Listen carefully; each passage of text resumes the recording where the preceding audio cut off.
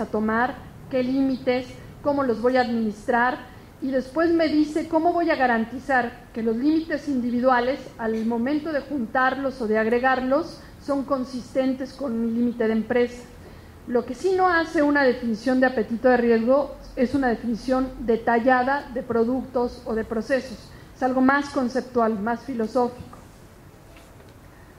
Un ejemplo muy básico, pero muy conciso, de qué debe incluir una definición de apetito de riesgo es este. Se tiene que tener una definición cualitativa, la parte filosófica, ¿no? ¿Qué es apetito? ¿Cuál es mi apetito de riesgo? Que básicamente me diga qué riesgos quiero tomar y qué riesgos no quiero tomar, ¿no? O sea, no me gusta la exposición a riesgo, si me gusta, obviamente es una exposición a riesgo administrada, monitoreada, controlada, que también tiene que estar ligada a los objetivos corporativos y tiene que contemplar qué vas a hacer si aparecen riesgos que hoy no tienes contemplados. Y ya después viene la definición numérica, y esa se llama tolerancia al riesgo. Es una forma muy fácil de definir qué es la tolerancia al riesgo. Es: a mis accionistas no les gusta o no quieren ningún evento que les cueste más del 10% del capital. Eso es una medida de tolerancia al riesgo. Y entonces ahí vamos a hacer las definiciones como en reversa, ¿ok?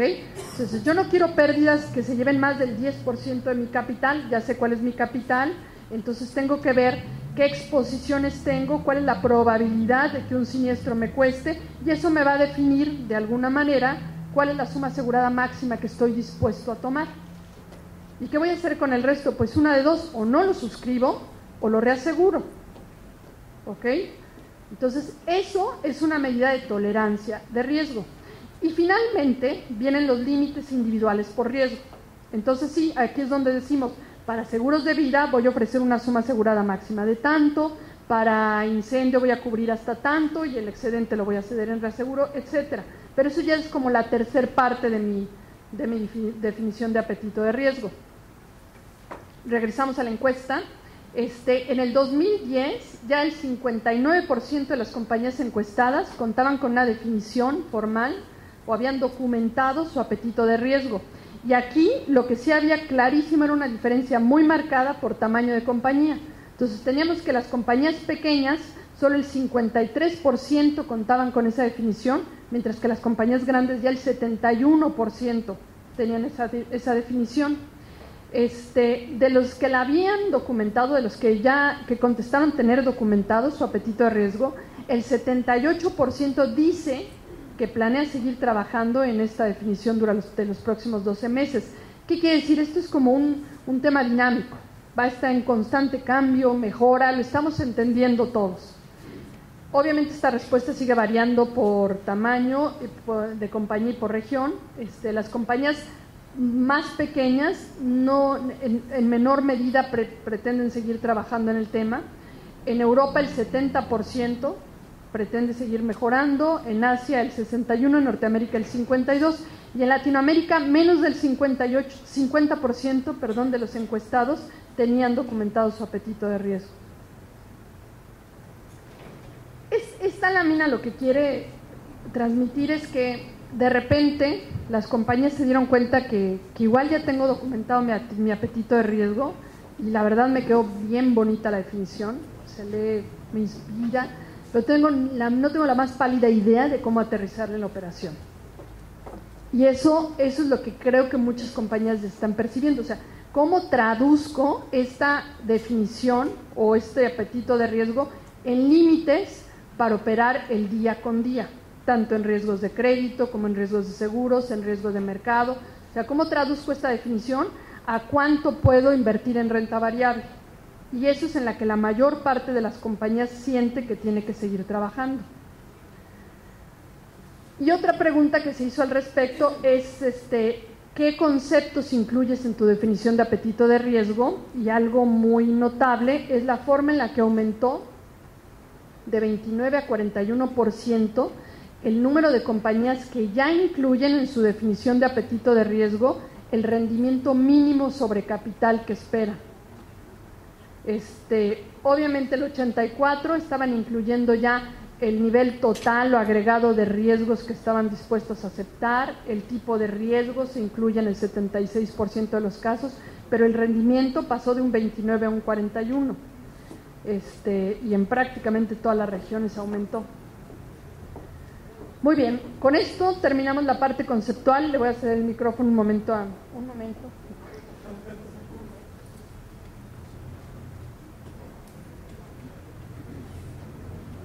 Bueno, muy buenas tardes tengan todos ustedes, y aunque ya lo hizo Marcela, en primer lugar quiero felicitar muy calurosamente a la Asociación Paraguaya de Compañías de Seguros por su 50º aniversario, y desde luego que agradecemos a Antonio Vaccaro, a Juan Carlos Delgadillo y a Rubén Rapenecker por su muy amable invitación para estar en este evento que sabemos que lo habían venido preparando e intentando desde hace mucho tiempo y que finalmente ya se logró llevar a cabo. Vamos en efecto a pasar ahora ya a los conceptos de Solvencia II, que retoman mucho de lo que ya platicó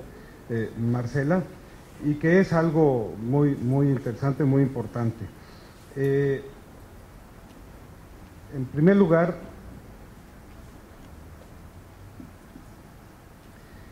uno de los puntos fundamentales que tenemos que tomar en consideración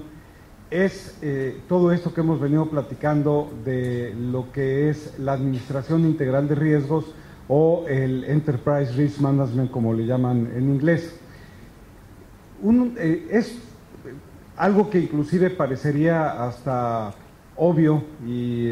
como algo que hemos dejado pasar todos como aseguradores, el que si a lo que nos dedicamos nosotros como compañías de seguros es a tomar los riesgos que nos transfieren nuestros clientes, ¿por qué es que no hemos metido dentro de la gestión del negocio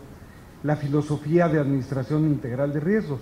No solo obviamente los riesgos que tienen que ver con los riesgos de seguros que nosotros estamos tomando de nuestros asegurados, sino todos los riesgos que están de alguna manera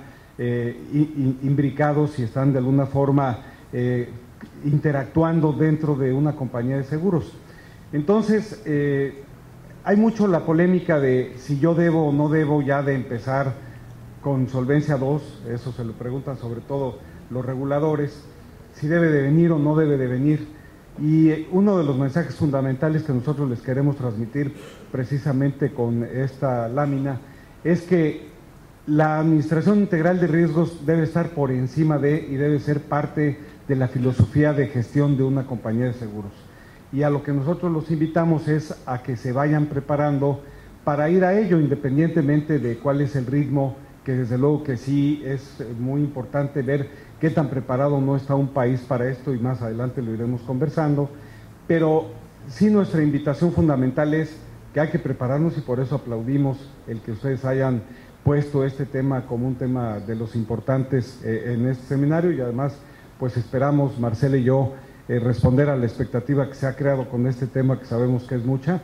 Y finalmente, como ustedes ven, es solo un campamento, una estación en el camino, la regulación de Solvencia II. El punto es que tenemos que gestionar nuestros negocios bajo los principios de administración integral de riesgos, y todo lo que es la metodología o la filosofía de Solvencia II, pues es muy pertinente para el caso. Aquí precisamente también uno de los puntos que nos parecen interesantes es cómo evolucionamos de Solvencia I a Solvencia II. ¿Por qué se evoluciona de Solvencia I a Solvencia II? Bueno, en primer lugar, porque el método de desviaciones de siniestralidad,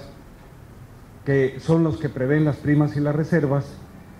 es un concepto que ya se quedó totalmente rezagado. Hoy hay metodologías matemáticas mucho más adecuadas y pertinentes para medir cada uno de los riesgos, que ahora veremos cuáles son los riesgos que hay que medir. Y por el otro lado, inclusive necesitamos metodologías que sean más pertinentes para decir cuál es el capital que necesitamos para los distintos riesgos en función de la naturaleza de los portafolios de cada compañía, es decir, en función de la naturaleza de los riesgos asumidos por las compañías. Este es un modelo pues que importamos de Europa casi todos en Latinoamérica, y que finalmente sacamos nuestra formulita de las desviaciones contra la siniestralidad, y de ahí sacamos los factores por primas y por siniestros, pero definitivamente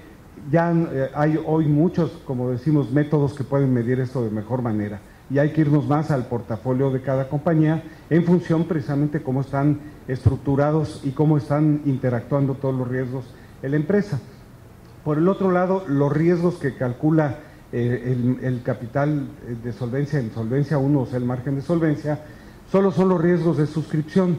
Hay pocos países que están manejando otro tipo de riesgos. Por ejemplo, México sí ya tiene una forma muy primitiva de medir el riesgo de portafolio, el riesgo de inversiones o el de contraparte, por lo menos en la parte de reaseguro. Pero en la mayoría de los casos, inclusive en Europa, todavía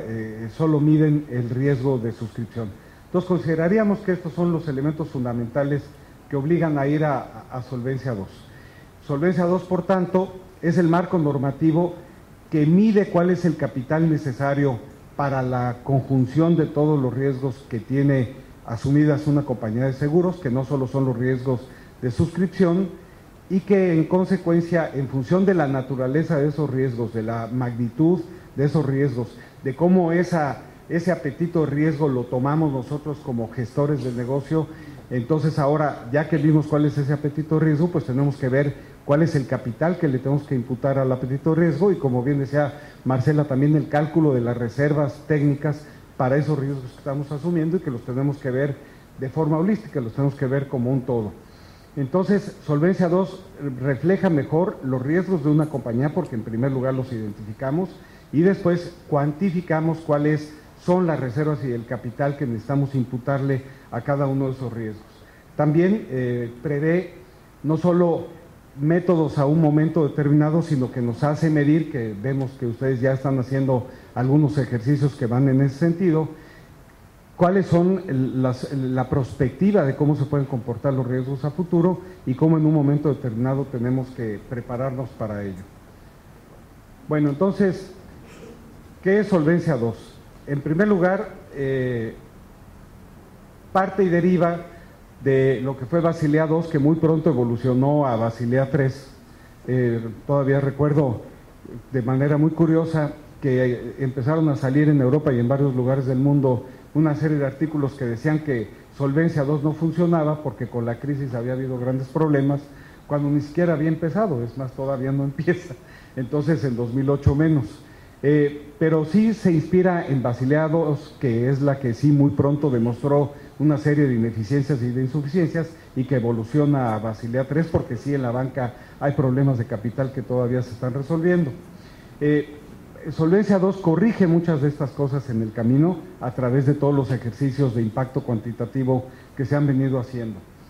Y con base en esto, pues lo que se tiene que hacer es establecer los estándares con base en los cuales se va a hacer el cálculo de capital y también de reservas en el marco de una regulación común a todos los países de la Unión Europea, que se tiene que ir aterrizando en cada uno de los países. Y finalmente, lo que busca es evitar la insolvencia de las compañías de seguro y de reaseguro. El fortalecimiento de solvencia, a final de cuentas, pues lo que hace es que ahora sí, a través de métodos más modernos, nos permite garantizar que no va a haber una insolvencia de las compañías y que los consumidores van a estar mejor protegidos. Entre paréntesis también, yo creo que es importante reconocer que las metodologías que hoy se están usando para los cálculos de capital, particularmente la Unión Europea ahora, y por ejemplo el Swiss Solvency Test en Suiza, que hay algunas variantes, no es que no se hubieran inventado desde el punto de vista matemático, lo que ocurre es que no había las capacidades de cómputo para poder usar esos métodos y poder manejar toda esa información que hoy sí existen, y entonces por eso nos podemos sofisticar un poco más. Hay un punto, yo he llegado a hacer apuestas con algunos amigos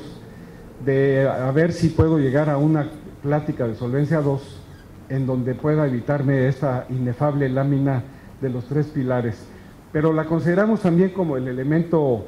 didáctico que se ha venido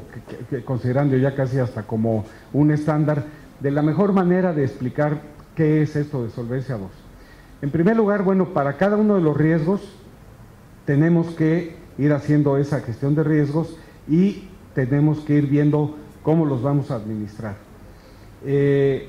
se maneja mucho el riesgo de mercado, el riesgo de crédito, el riesgo operativo, el de suscripción y el de liquidez. No voy a entrar mucho en detalle a esto porque traigo un mapa más adelante de todos los riesgos que se tienen que evaluar, pero para cada uno de ellos tenemos que ver en los 3 pilares cuál es el tratamiento que les tenemos que dar. Y si lo vemos, no nos asustemos, la manera más fácil de definir el pilar 1 son las reglas con base en las cuales nosotros vamos a calcular el capital que necesitamos o eventualmente las reservas para cada uno de los riesgos. Es decir, son las normas como las que hoy tenemos de margen de solvencia o de solvencia 1,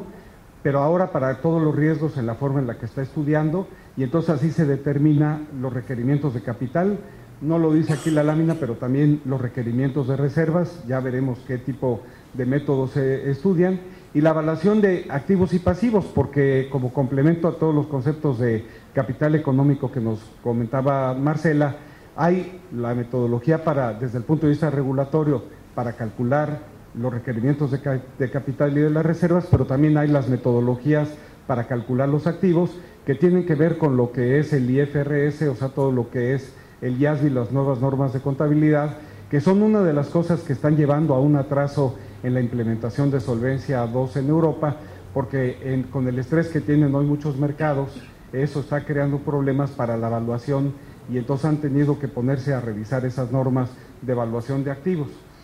Y por el otro lado, pues es entonces ver cómo están los fondos propios, que en realidad son los fondos que tenemos para hacer frente a todas las obligaciones. La segunda parte se subdivide en esencia en 2. Uno,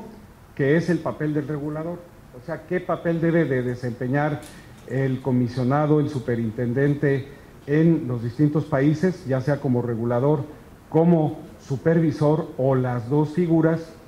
Y en este caso, ya lo explicaremos más adelante, tiene más que ver con un papel de supervisión basada en riesgo, que la comentaremos más adelante, que con una supervisión basada en cumplimiento. Y por el otro lado, está 2 elementos que también vamos a explicar muy a detalle, que son el gobierno corporativo, dentro del cual está la gestión del apetito de riesgo y la gestión de riesgos, que es este otro concepto que se llama ORSA, que es el On Risk and Solvency o el Self Assessment, que quiere decir cómo nosotros como empresa vamos a hacer la medición de nuestros riesgos independientemente de las reglas que nos puso el regulador, y vamos a medir si las reglas que nos puso el regulador son suficientes o no, además de ir haciendo esa gestión de riesgos en donde vamos a ir determinando si los tomo o no. Y el pilar 3 es el que viene a ser cómo damos la cara hacia nuestros consumidores y hacia lo que se ha dado muy en boga ahora decir, sobre todo para las empresas socialmente responsables, que son todos los stakeholders, que no son nada más los consumidores, sino que hay periodistas, analistas, inversionistas, las empresas calificadoras, e inclusive hasta los competidores, que finalmente van determinando lo que los reguladores les gusta llamar la conducta de mercado, que es la información que nosotros tenemos que dar para que de esa manera los ojos de todos estos partes interesados, terceros interesados o stakeholders van a evaluar a nuestra empresa, y que eso debe de inducir un comportamiento racional dentro de la empresa, dentro de la aseguradora. Ahora sí, aquí viene ese prometido mapa de riesgos, y como vemos, nos amplía mucho el panorama. Hoy Solvencia 1 nos hace medir estos riesgos, que son los riesgos de suscripción, pero ya no solo, como lo hemos comentado, la formulita esa de si me voy por primas o me voy por siniestralidad con base en un factor, sino que, por ejemplo, para calcular el requerimiento de capital de solvencia en vida, tengo que ver los riesgos de mortalidad, de longevidad, de morbilidad, invalidez, caducidad, el riesgo catastrófico también, el riesgo de los gastos que tienen que ser racionales, por si no se los traslado, y de su estabilidad se los traslado al asegurado, y el riesgo de revisión, que tiene que ver con un tema de pensiones en donde se da la conversión de la acumulación a través de un seguro a la fase de desacumulación, en donde las tasas de interés pueden ser distintas. Luego están los de accidentes y enfermedades, es decir, los de gastos médicos y accidentes personales o salud integral, en donde también ahí tenemos que ver el riesgo de primas y reservas, mortalidad y longevidad, invalidez, que además el de mortalidad y longevidad en gastos médicos y en pensiones cada día son más delicados, enfermedades y morbilidad, sobre todo las enfermedades graves o enfermedades crónicas, gastos y el riesgo catastrófico, que por ejemplo lo vimos muy cerca con el H1N1 tan reciente de hace varios años, que nos puso enfrente de lo que puede significar precisamente una pandemia y que para nosotros como aseguradores eso puede generar problemas importantes, o bueno, la materialización de riesgos que pueden generalizar desviaciones importantes. Luego está para seguros generales o daños, en donde viene el de primas y reservas, y particularmente los riesgos catastróficos que con el cambio climático cada día están siendo más problemáticos. Estaríamos hablando aquí de los riesgos de huracán, inundación, que en México, por ejemplo, los hemos integrado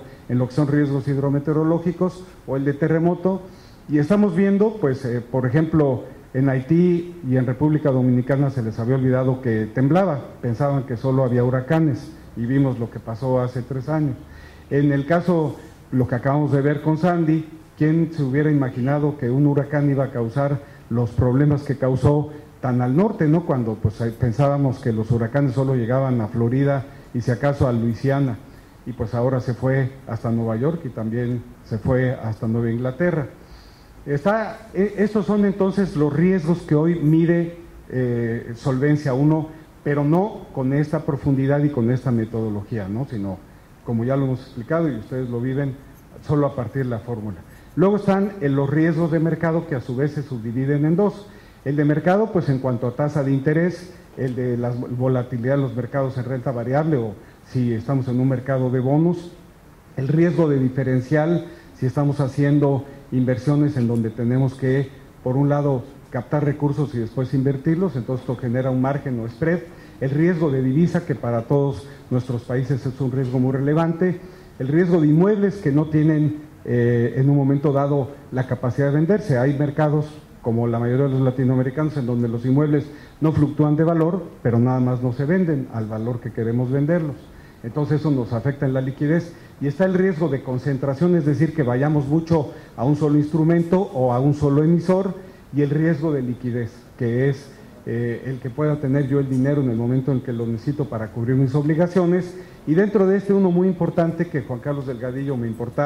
comentaba algo muy interesante, que es algo que ha inhibido el desarrollo del seguro de vida aquí en Paraguay, que es precisamente el de tener instrumentos de más largo plazo para poder asumir obligaciones de más largo plazo, que es ese riesgo de calce que va muy de la mano con el riesgo de liquidez o de matching, como decía Marcela. Y luego está la contraparte.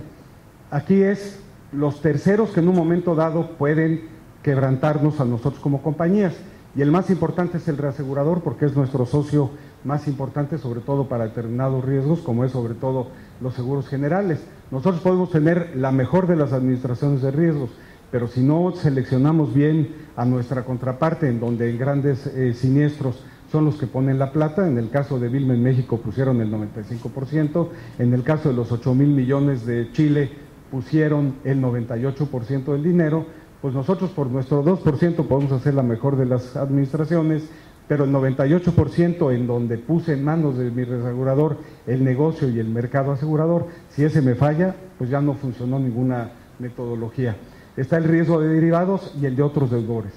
Está la parte del riesgo operativo. Este es un riesgo que es muy importante porque hay riesgos operativos que han quebrado empresas. No obstante, esta sí es una de las partes de las falencias más importantes que hoy tiene todavía el modelo europeo y el suizo y los más desarrollados, y más aún lo tendremos nosotros,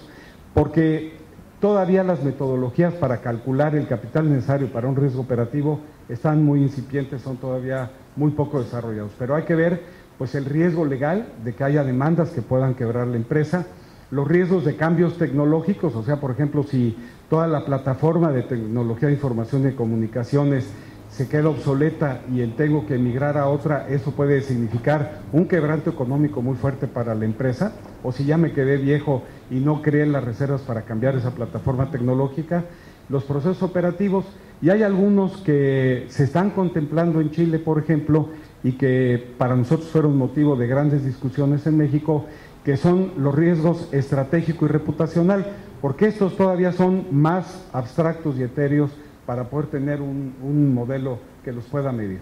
Me voy a ir ahora un poco más rápido, pero creo yo que esto era algo fundamental dentro de los conceptos para ir introduciendo qué es lo que significa Solvencia II. Bueno, entonces, esto que acabo de conversarles es lo que se